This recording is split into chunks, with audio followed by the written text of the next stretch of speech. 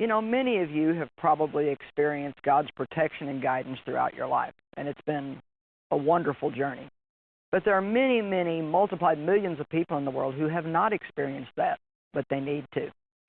Maybe you've had some traumatic circumstance in your life. I was sexually abused throughout my childhood, and I can look back now and I can see how God really helped me go through that situation. I have some very important things that I want to talk to you about today, and I'm also going to share the story of a young man that was on the path to certain destruction. And I hope between my teaching and his story that it's going to encourage you to make the changes in your life that you might need and also inspire you to reach out and help others. Trevor Carr just graduated from Victory Bible Institute. Most of the people in his life, including Trevor, didn't see this day coming. Throughout his childhood, his mind was overcome with rage, and his heart suffocated in darkness. It would feel like this big, empty, black hole inside the house, like there was nobody else there except me. And anger, depression, just feeling alone, not feeling like I belong in this world. Like, what's my purpose? In my mind, I said to myself, and I said to Brenda, I'm what this boy needs. I can change his life. I can give him the role model. I can be the father he needs. I can be the father he's never had. I can teach him right and wrong. I can make him into a man that everyone's going to be proud of. And boy, did I meet my match. I had no clue what I was getting into. He was kicked out of daycare facilities, expelled from several elementary schools. Eventually, some family members didn't want Trevor in their lives anymore. It was so sad to see a little toddler or child running around with all this anger and bitterness and things. It just, when I saw my friends' kids, they had happy things to talk about, and they asked me, "How's your son? What is he doing? What is he up to?" I couldn't really say anything happy. Extreme, violent, and aggressive behavior. He would bite his own self just almost to the point of drawing blood. It progressed to him getting knives and coming after me, trying to stab me with a knife. And I'm talking, he was still very young. He set booby traps in the house, like trip wires where when your ankle crossed it when you walk across, some sort of a projectile, whether it be a knife or needles or something come across, like face level or something. This is just all progressed and kept getting worse and worse and worse. We went to a lot of different types of clinics, psychologists. We went to church groups, church psychologist groups. Every single one of them says to us as a family, or to me and my wife, you've come to the right place. We've seen this before. We can help you. He's mentally ill. He's got bipolar, schizophrenia, autism, explosive disorder, ADD, ADHD, depressive disorder. I mean, you name it. They labeled me. And the longest one we probably ever went to was a month and a half to 2 months. And virtually every single counselor, it was almost like a recording. They would call me and my wife in without Trevor. And every one of these counselors would look at us with tears running down their face. And they would say, "My God, I feel so sorry for you and your wife. I was wrong. I can't help you. You're going to have to take him away. I don't want to see him anymore. We can't help you. We will pray for you and your wife. And may God help you for having to live with this." And I'll never forget any of those things. It was so hard. And we didn't know what to do. I almost didn't feel all this was real. When everyone told us no, there's no answer, I really didn't know what to do. I felt like a failure as a mother. I didn't think that I was doing the right thing as a mother. Teachers, principals, my family, even everybody in my world was telling me to just give up. He spent time in mental facilities before the age of 12. He stayed at a Christian boys' home until they felt he was too dangerous to himself and others. A well-known child psychologist tried to help him, but eventually he too gave up.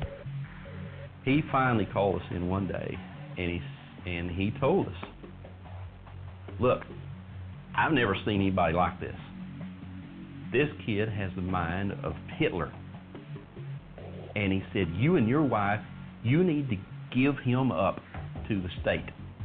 He said, "You and your wife can never handle him. You and your wife will never be able to raise him. You and your wife will never be able to make him fit into society." And this guy looked us in the eye and said, "This kid will one day be a mass murderer, and he'll be in prison for the rest of his life." And he said, "If you don't get him out of your house, he's going to kill you and your wife." And he said, "You need to give him up to the state. You need to wash your hands of him, and you need to just give him up." Well, obviously, Trevor's story is extremely serious, and it looks at this point like there's some real potential danger. All the people that were supposed to be trying to help him, all the professionals, finally said there is no help for him. Give him up to the state, lock him up. He's going to be a mess all of his life. But you know what? Somebody was praying, and God was hearing. And you're going to find out a little bit later that the story doesn't stay so bad. We haven't shown you the end yet, but we will show you that as time goes by. However, I want to stop right here and just say maybe you're in a situation right now that might not be as bad as Trevor's, but maybe you've got some kind of devastating circumstance going on in your life, or maybe you're dealing with some problems with a child, or it's a marriage situation, or a financial situation, or a health situation, whatever it might be. And I do know for sure that one thing that the devil will try to tell you over and over and over and over again is there's no hope. No matter what you do, nothing is ever going to change. And I want to say to you right now, loud and clear, that the only thing that never changes is God. God never changes, but God can change everything else. Actually, I want to say that to you again because I feel like it's really important.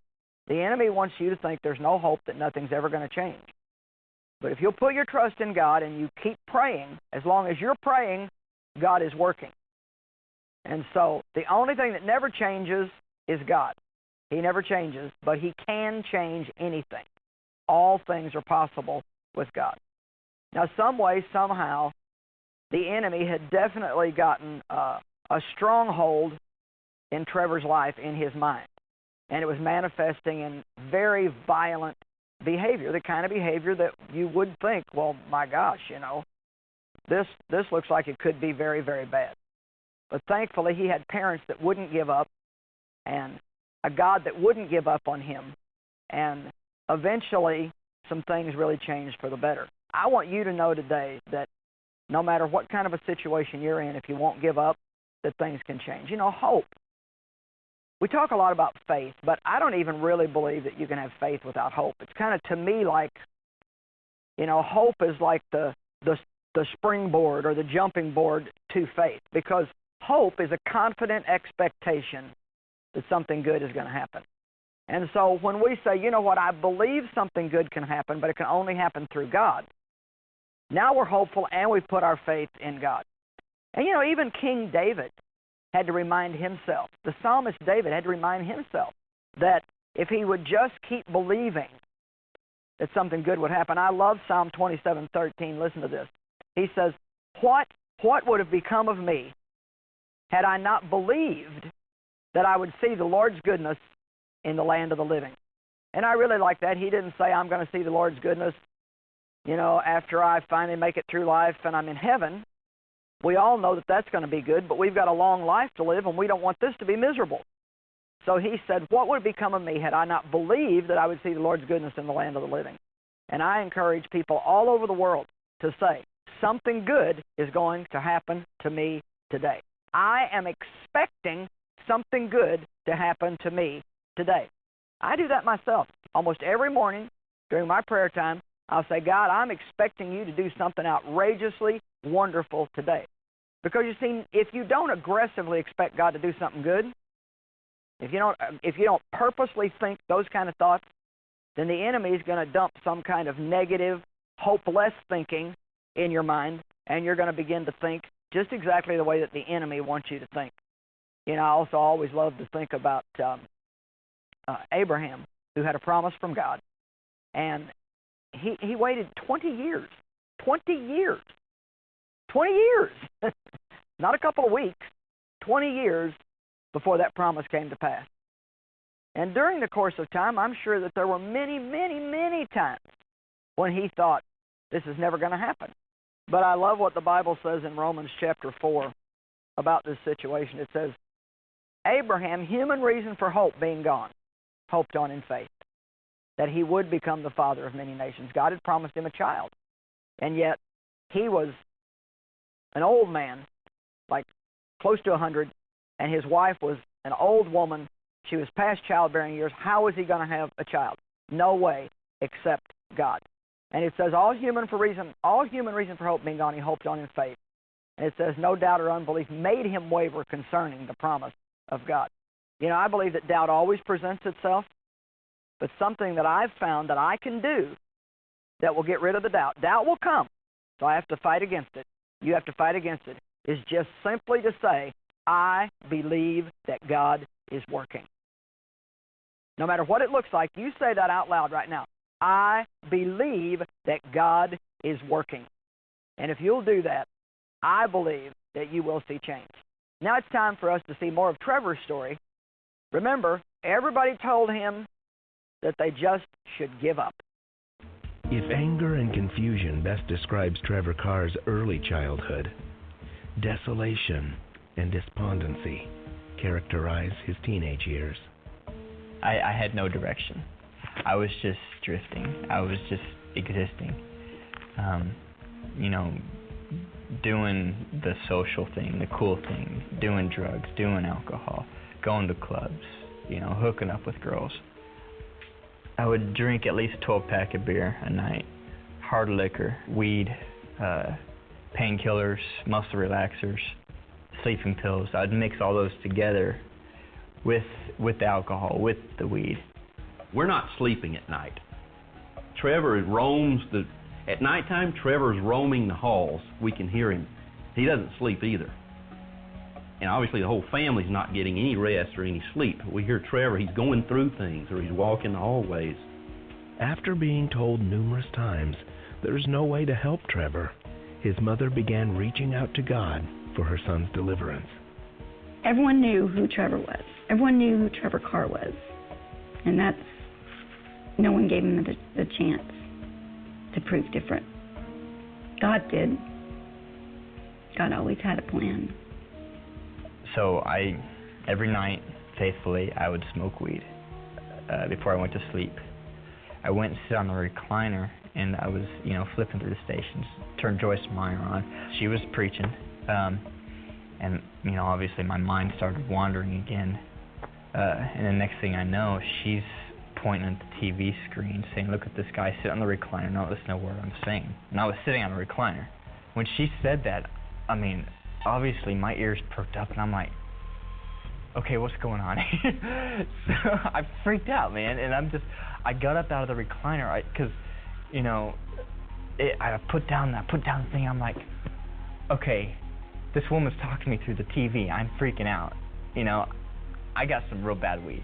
And so I went back to my mom. I ran back there. I don't think I was just walking. I ran. I'm like, Mom, I need to talk to you. I'm freaking out. He goes, she's talking to me, she was talking directly to me, and I'm like, what are you talking about? And he's like, Joyce Meyer, the lady you always watch, she's the one, she's like the devil, she's telling me things that I don't want to hear, and I'm listening, and I'm like going, Trevor, that is the word, that is what you need, is to see the light. And Joyce, this is the moment. You got to turn your life around. It's up to you. And it was an amazing, amazing moment, because he did change his life. Well, it's interesting to me that God was speaking through me to Trevor.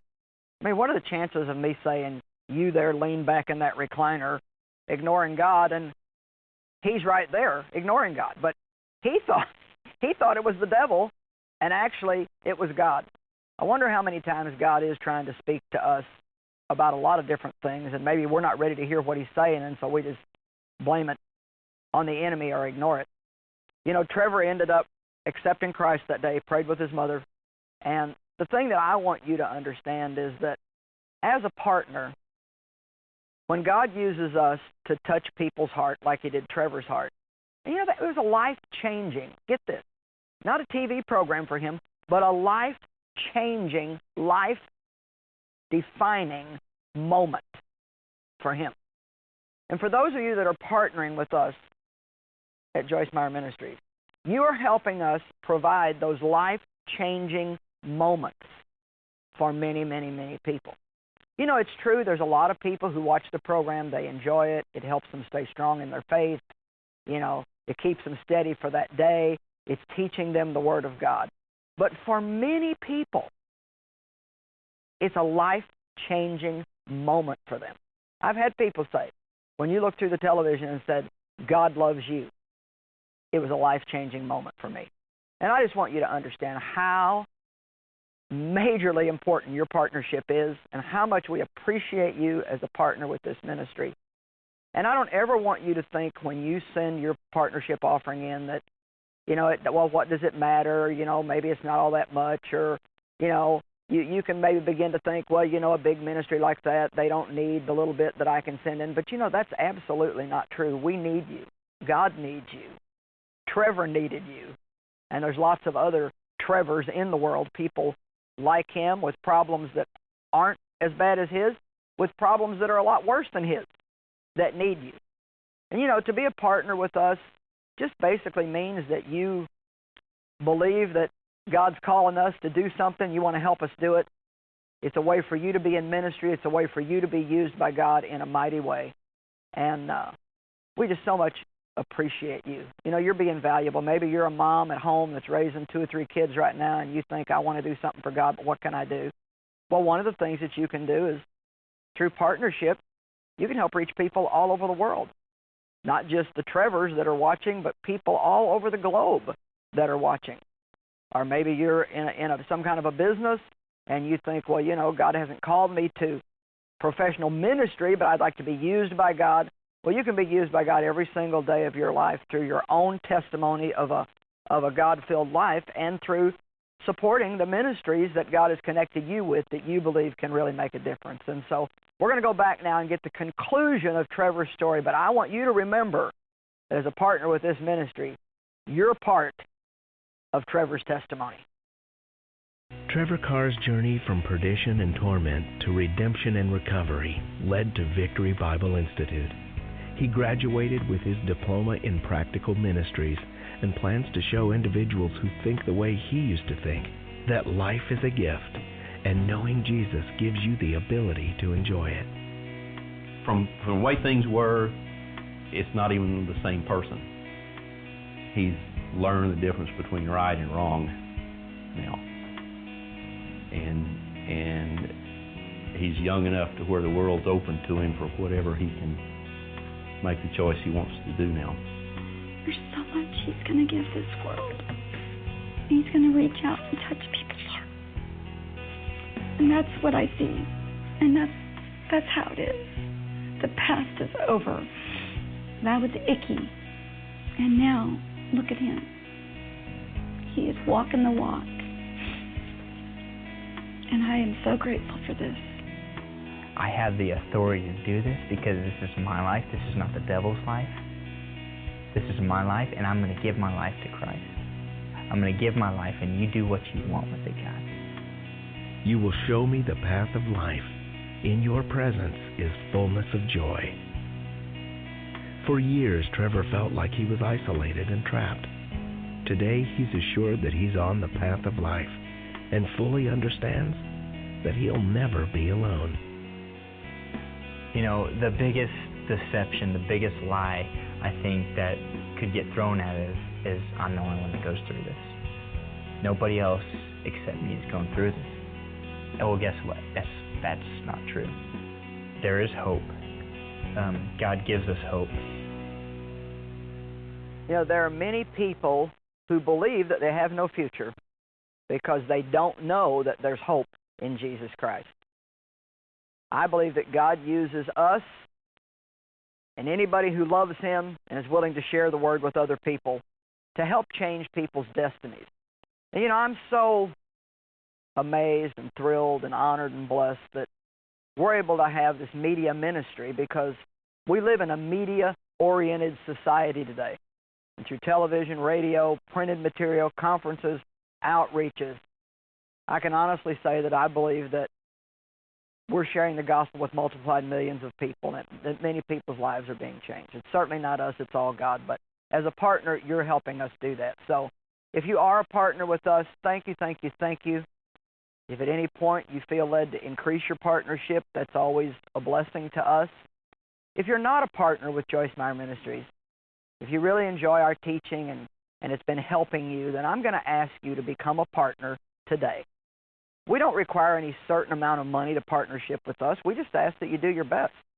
You know, I always tell people I'd rather you start somewhere than not start at all, because I believe when you sow into good ground, you will reap a good harvest, and then later you can do more.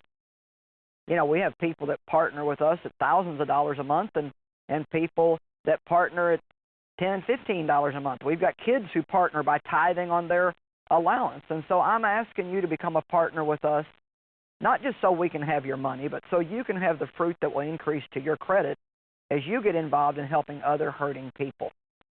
I believe that we can go and represent you to people around the world. And everywhere that we go, literally, whether it's India or Africa or into the inner cities or wherever we go, we talk about our partners and how really we're only there being able to help them because of our partners.